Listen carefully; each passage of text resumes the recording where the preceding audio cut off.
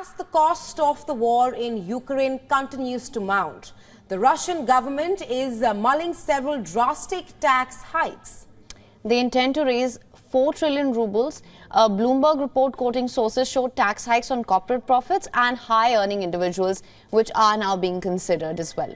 And those with annual incomes of more than 5 million rubles may see their taxes increase to 20% from 15% and businesses to 25% from 20%. But the Russian President Vladimir Putin has already stated his intention to reform the tax system after he returns for a new 6-year term in this week's elections. In a February 29 speech to the lawmakers and officials at Russia's Federal Assembly, Putin said that he wanted, and I'm quoting here, a more equitable distribution of the tax burden towards those with higher personal and corporate incomes, unquote.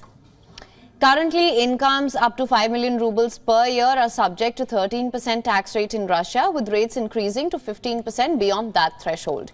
Many more Russians would be lifted out of the lowest tax band if the proposed changes were implemented. This will reduce the 15% threshold to 1 million rubles and raise it to 20% on incomes above 5 million rubles. The government views the start of a new presidential term as a chance to implement controversial reforms. Putin quickly increased the value-added tax from 18% to 20% and instituted a controversial pension age rise shortly after his most recent re-election in 2018.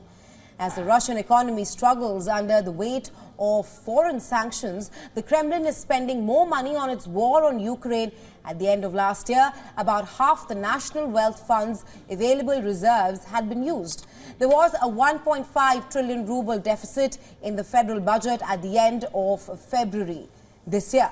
The Finance Ministry has predicted a further 1.6 trillion ruble deficit for the year 2024.